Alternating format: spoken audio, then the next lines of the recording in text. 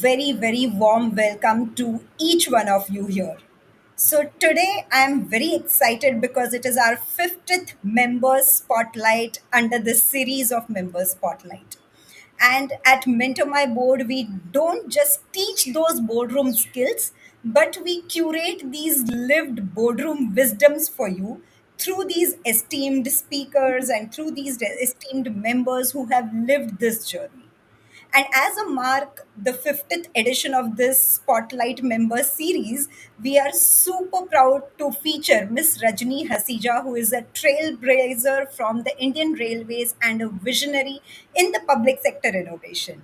So, this session is not just a podcast session, but it is a session full of experience. Because at Mentor My Board, we truly believe that people who are leaders learn by doing, and the wise always learn by observing it. So, join us to learn, unlearn, and then relearn from the woman leader who has redefined a transformation in the public sector, which is which I haven't heard many women doing so. And one bold decisions, or followed by many bold decisions that she would have taken in her career journey. And I'm super happy to welcome you, Rajni ma'am, to this podcast series. And happy to hear from you about your experiences, about how is it that you have evolved and what has been your journey till date. So please share with us a few things about your journey first, so that we take this conversation ahead in terms of how is it that we will evolve in the remaining podcast session. At the outset, namaskar.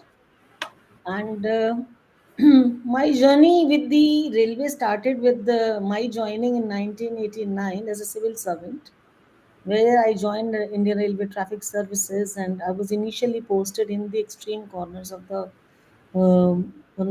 northeast area, where happened to be the first lady officer. So I had to meet many surprises over there, because traffic services, being traffic services, is a technical services. It is now that has been merged as an IRMS, but it is a technical services, and we had to come across many challenges. So the my career has been nearly 35 years long with the railways, and put together in the listed PSU, where I stayed there for more than, I think, 13 years, 2 years of the deputation, and then 5 years of the directorship, where I was Wow. part of the board.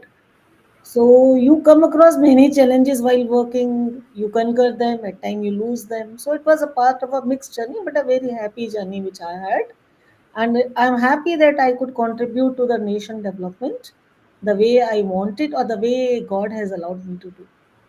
Oh, that is so humble. Indeed, really great. And because you spoke that, there are a few challenges that we conquer, there are a few challenges that we may lose, right? So, please let us know about your career in the Indian Railway Traffic Service, and what was that first big moment where you realized you could drive this real transformation at a national scale, because you did speak that you were handling a national profile. So please share something on those insights. I think, Neha, you know that the railways is divided into zone, and those zones are divided further into the division. So during your initial phases, you are posting in the divisions or the respective railways. So your Right. area of working becomes confined to that particular zone. So national kind of an impact during that period may not be there. But once I got posted in the IRCTC, and where we were told to reform the inquiry services in the form of a launch of a 139, so that was a moment which I always remember fondly, that this was that you were reforming inquiry services at a national level, and this number was going to be launched at a national level. Before that, we had 131, that to localized kind of inquiry services, and being maintained in an isolated manner. What we were going to do, we were going to integrate all the inquiry services at one place, and going to handle the load, and Okay. handle to them online through the process of a professionals, a little more professionalism, as we are going to outsource the business to the call center, and that too on a revenue generating model. So it was further a challenge. So starting from a piece of a paper where the tender was created, and then implementing that and running successfully for more than 15 years, Now 139 is a household name and everyone knows about it. So that I think I remember that very fondly because I was senior DCM of all the divisions. I was Wow. handling all the technical issues and all the problems of the divisions. So that was a very a real learning experience for me, where that made me learn many things in one go. Raghu. Wow. Life is a continuous process. Every day you learn new or other thing. So, but that made me learn things little faster than the normal. Awesome. So, rest is a history, and this is only one thing I'm talking about. In the national PSU, you come across many such things where you have made a difference at a national level. So, if I start talking about that, then your entry will be over. So, you can start with the next question. I understand that. But you rightly mentioned that, while doing so in a PSU and working at a national level, you learn a lot of things and you learn it faster. I mean, either you have that kind of national role where you are impacting in some way or the other, or you are a promoter of a business or a founder of a business, which teaches you a lot of things here and there to kind of juggle off and put together, right? So, as Mentor My Board champions the roles for promoters, for founders, startup directors, independent directors in building those future ready boards. So, from your perspective, how can these board members move beyond the checklists of the tasks to become the true strategic partners, particularly in the sectors undergoing these kind of digital transformations or sustainability driven transformations? As a executive director, you are a strategic part, right? Right. You take decisions, you are responsible for executing many decisions. Maybe you are specifically mentioning about the independent directors. Uh, See, I'm I'm speaking of both the promoters, founders, and the independent both.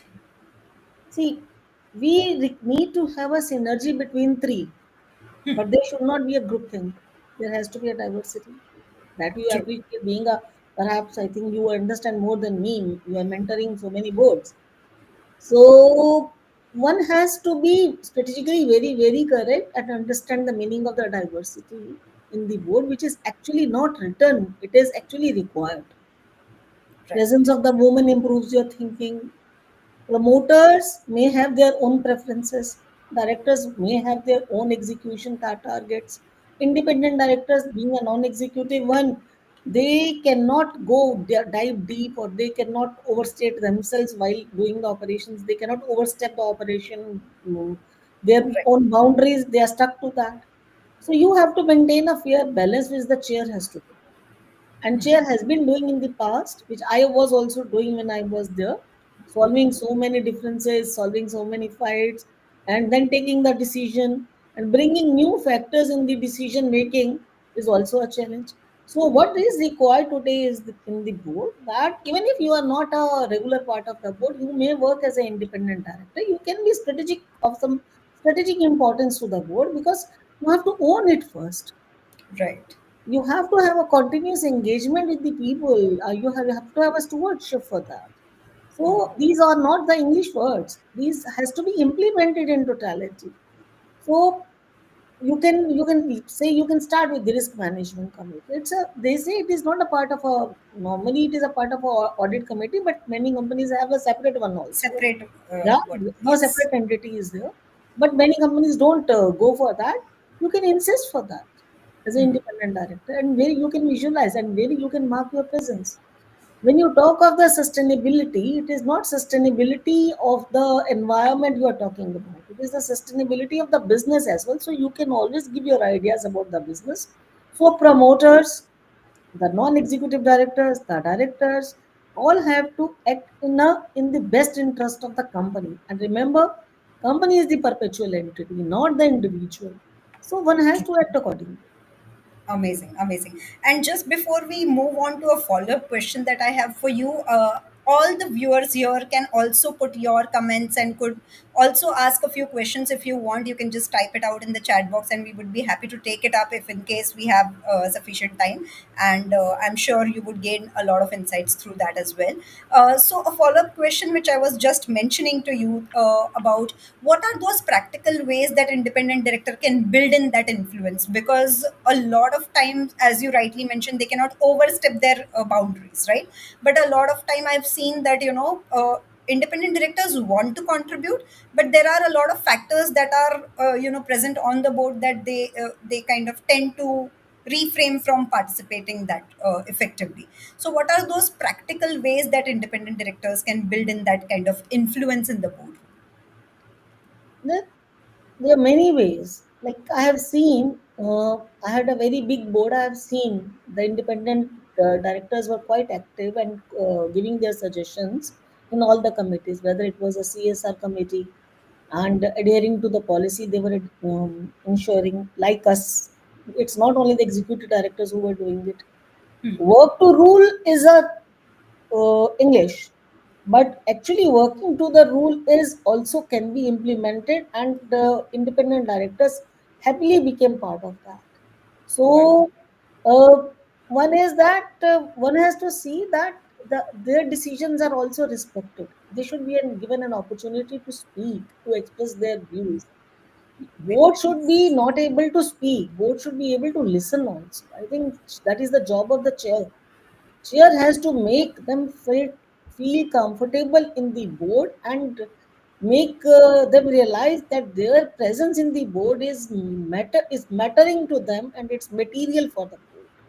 It's not the material factor True. that we normally talk about, but it is the presence of the independent director is very much required. Not it is that is a regulatory requirement, because they are giving an inputs because they have experience of the diverse nature.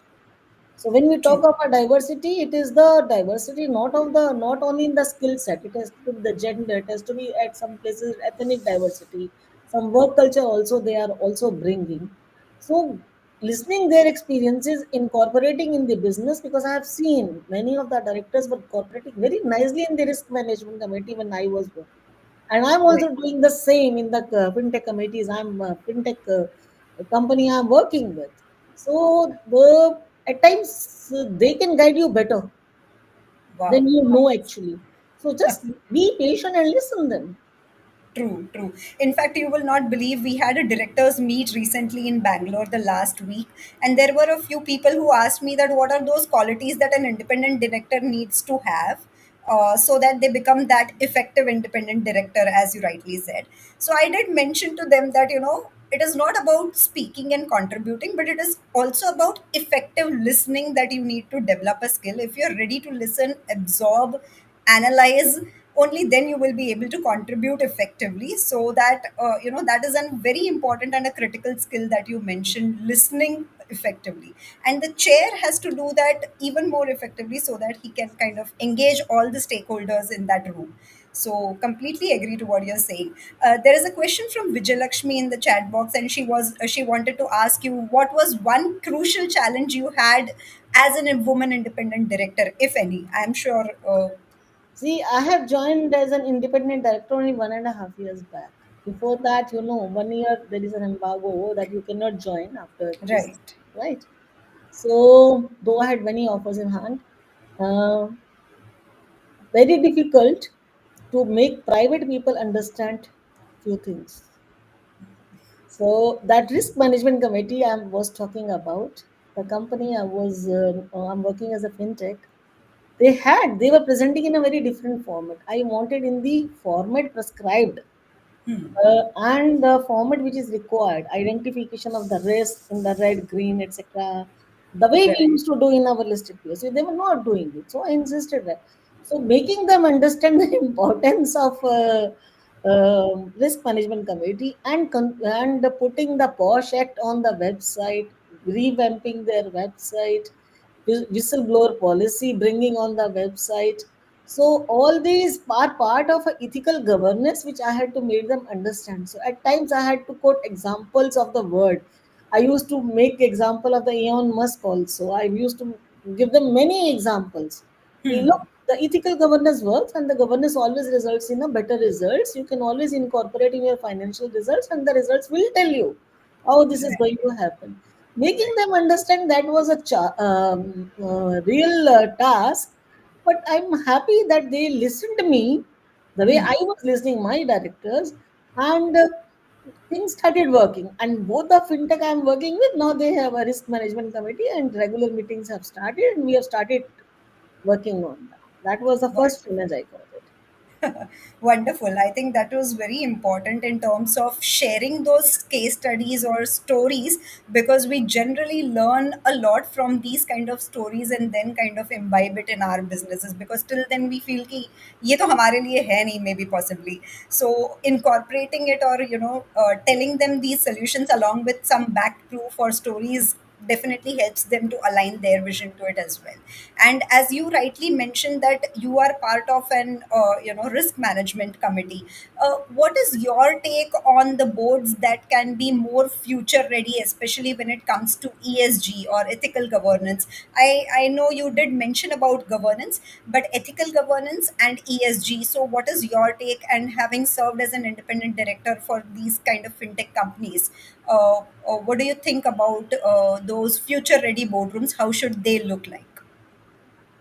I find that lot of evolution has taken place in the field of ESG in India, but it is little less as compared to the entire world. We have said ESG has three parts. So governance side we are very strong, social side also we are gradually improving because, but in the environment side I think we need to do little more. Right. So Right. we are, our boards have to work very hard to be ready to ensure the ethical governance and to comply ESG. For that, you need to have a learned people on board who can make you understand that, look, these are the things you cannot afford to ignore. Like diversity in the board has to ensure. I will ask you how many boards are so diverse. Tell me one thing. Forget about diversity if the boards are complete. If the quorum of the independent director that is required is complete in all the boards, perhaps the answer may not be yes. If not no, may not be yes. Right. So management is performing, management has other commitments also. So that is why the diversity of the board is being talked about. And we are now gradually curtailing the centralization of our power. We are separating the chair from the CEO. That has started and it is being Right. implemented everywhere. So, and when the disclosure requirement is there, how many of the private companies are following the disclosure on the ESG? Can I ask any one of you? It is not being done. Forget about that disclosure. How many of you are actually, if even if some are making the disclosures, are they complete? Or if they are meeting the requirement or the recommendations they are adhering to. We have BRSR. BRSR is only for the listed PSUs, first 100. The 1 year dispensation has come. Actually, but I'm not saying things have not started, but lot more is to be done.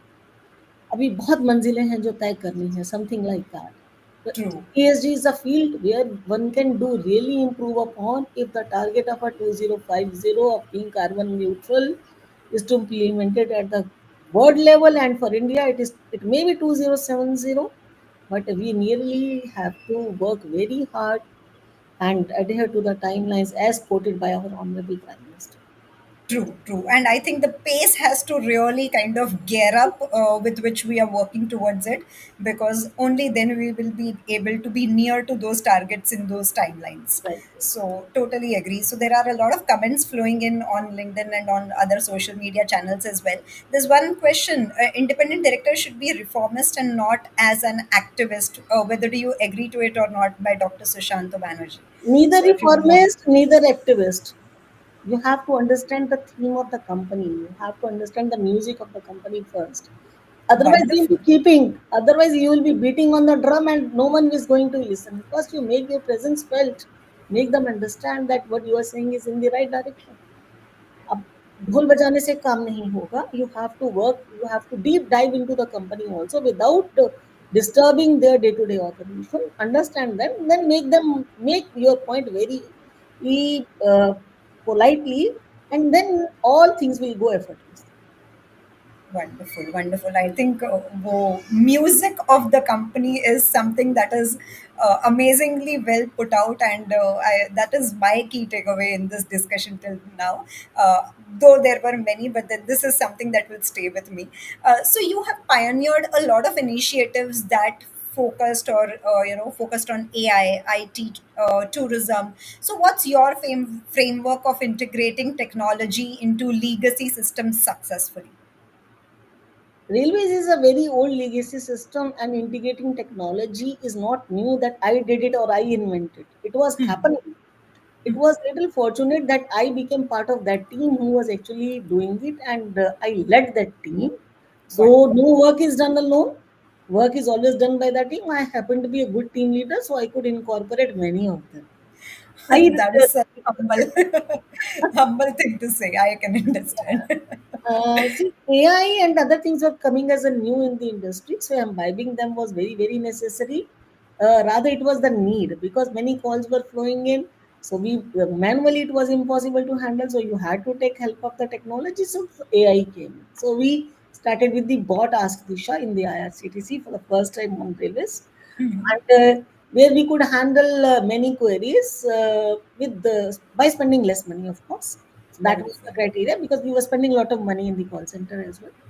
So that was one area. And then later on, subsequently, other things also added. And it is a imbibing technology cannot come as a day ki apne jadoo ki chhadi chala di something. No, it has to be a continuous process, True. and you have to plan the thing, you have to plan your capex, you have to plan accordingly, you have to settle your operating expenses also as the company was permitting, the budget was permitting. We imbibed every now and then.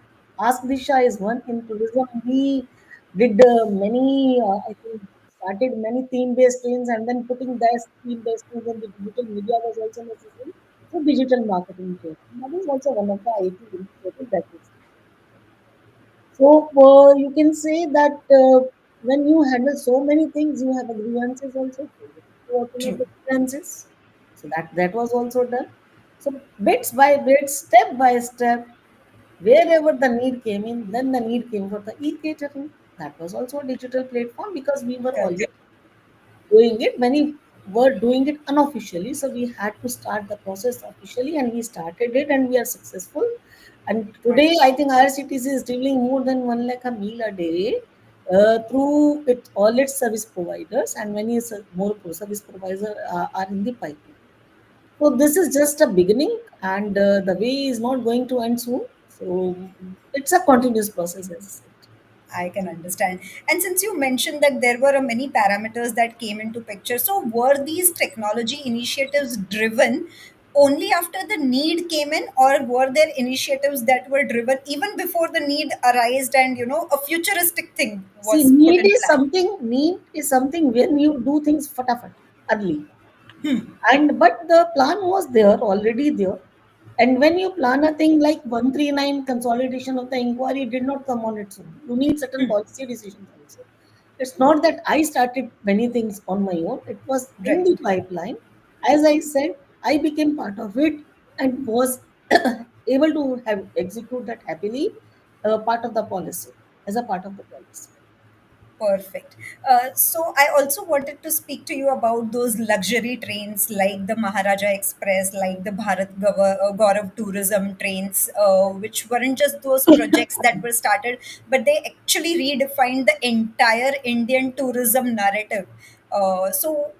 We've never thought of those kind of luxury trains before, right? So what did it take to align such multiple stakeholders, IRCTC being such a huge thing? I mean, we see that in boardrooms, bringing together all stakeholders on one page is something that is really very crucial, very important, but still uh, maybe you're not able to satisfy every one of them. So how did it take shape there, and what did it take to align these multiple stakeholders and making these kind of operational success to be put forth for the Indian community at large?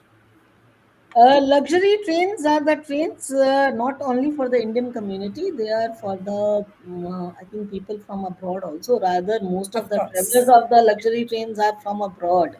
True. The True. cost is so high that not many Indians are able to afford it. So, maintaining those standards in a PSU was not easy. I had to answer many times, and had initially I had some reluctances, but later on, when the product started running into profit, then everyone was after it. So initially hiccups were there, and of course, initial hiccups are everywhere. I think in all the Everywhere. projects, you have to conquer them, you have Exactly. to win them, you have to be confident that you'll be able to make people understand about the nuances of the project, which I was able to do. Wonderful. My seniors were also there who helped me in that, and my juniors also, my team also helped me, who was able to maintain the standards. So that Wonderful. was the confidence I was able to give, because that is why Maharaja was the only train. You know, in COVID, we had a very bad hospitality experience. Every hospitality organization has gone into Every. accounts. True. Maharaja was the only train which refunded the entire amount to the Oh, all its clients, because we were not able to operate the train for 1.5 year, and it was the first train to come back with the bank, and we had a loyal customers after that. And recently, Maharaja, perhaps I was told that they had made a history, so, and many of the old bookings have been rejuvenated. So wow. that is thing which I think after sales service is very important in this sector, which we were able to provide as in, because I was working as a director of tourism marketing as well.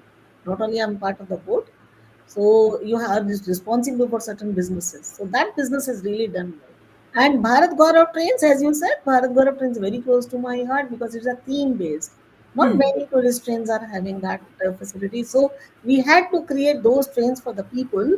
But of course, this was done under the aegis of Ministry of Railways, and Ministry wanted that kind of a product has to be created, and they had given us the rakes. Only then we could create.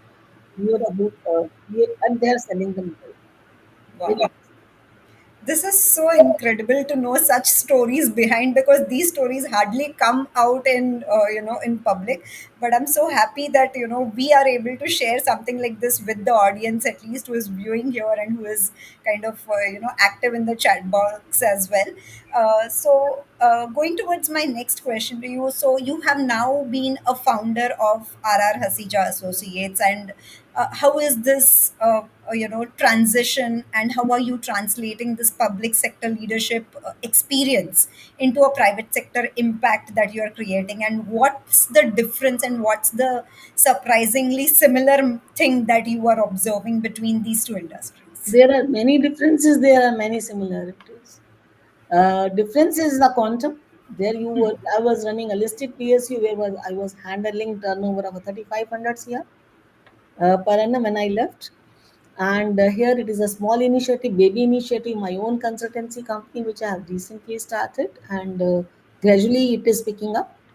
And Wonderful. but the ethics behind the similarity is that you have to run in the same manner. Company is a company, whether it is LLP or LLP, it has certain limited liability, of course, but the PSU have a certain it was a listed, so it has a different role to play. Right. You don't explain that, you all are expert in that, but uh, yes, it's a baby step. Let me see how best I can do with this. So maybe if you can share maybe one or two top learnings that the viewers or the listeners must understand when they are kind of either transitioning or if they are into those particular sectors, what's different? Just be a good leader, let your team work, don't interfere so much. Try Wow, to listen very to your interesting. team. Try to be a good team leader, just not for the sake of it. Try to understand their problems. Try to solve them. Provide them the budget. Provide them where you can help. There are many things which are left for you to work upon. Why are you poking your nose into day-to-day affairs? Let them work happily.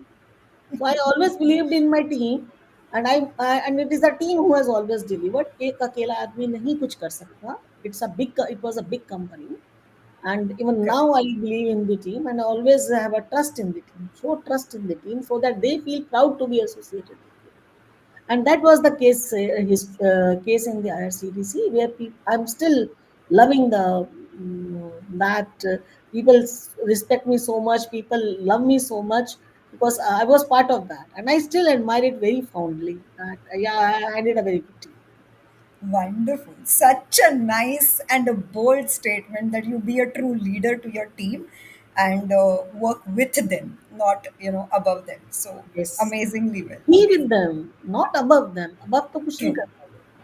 True, true. Very nice. So, definitely being such an impress having such an impressive career, you have earned a lot of accolades like the national e-governance awards, like the first CEO award, I mean the best CEO award. So what do these awards mean to you? Do they mean validation? Do they mean motivation? Or do they inspire you in some another way? What is the thing? When I was young, I used to get very happy.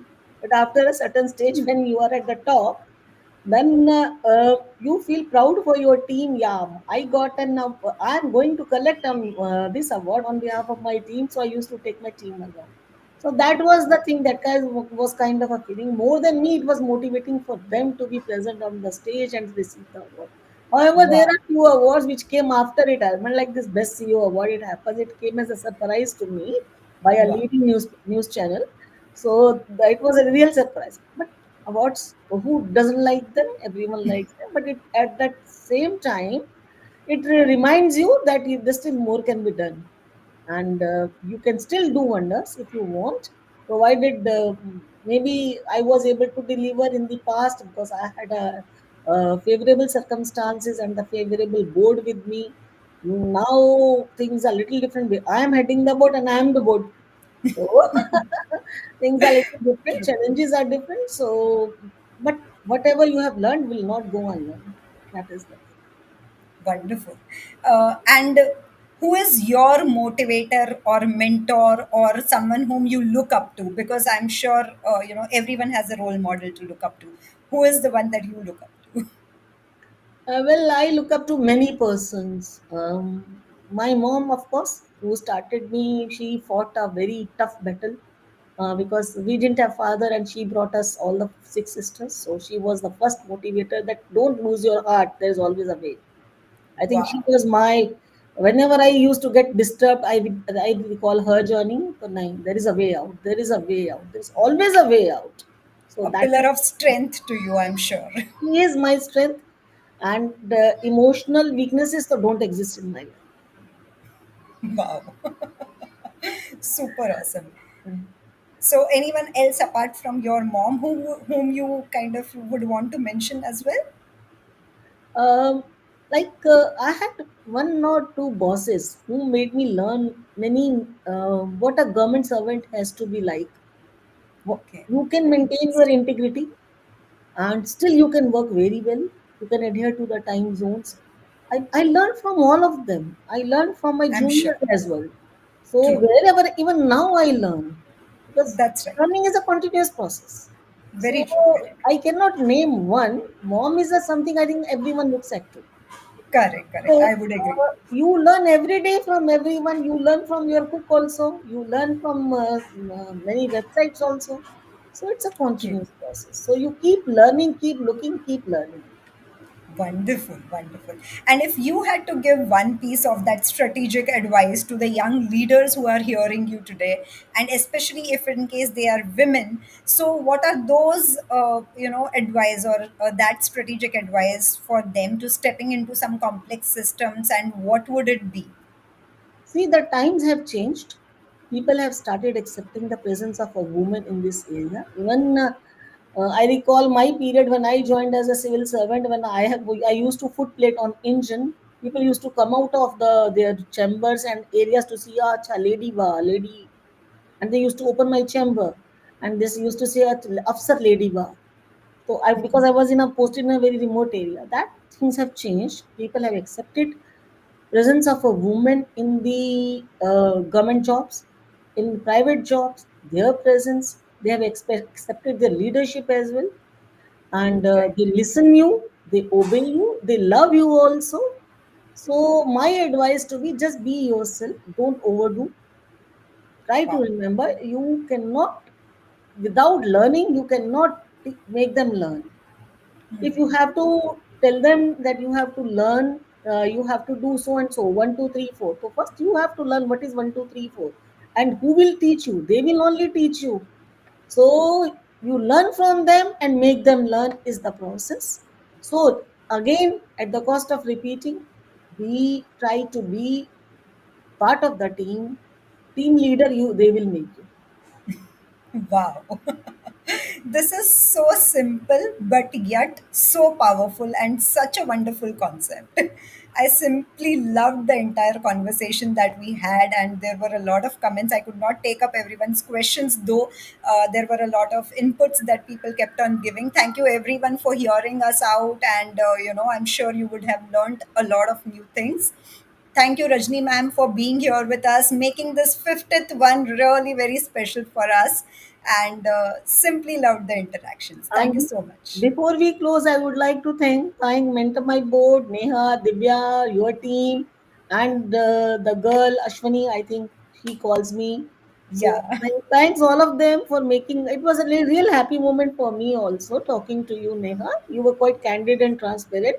Some of the questions were quite disturbing, but it went up very happily and very smoothly. So thank you all. I'm sorry I was not able to answer all your questions. Maybe you can call me through the Mentor My Board. I'm part of that fraternity, so you can ask me. If I'm able to answer, I'll certainly. Thank you so much. And see you all again. And we would continue and we would love to continue these kind of knowledge series. Bring in these experts who can share their wisdom with you in terms of their stories, what they have lived through. And I'm sure you would all learn through it. So thanks for joining in.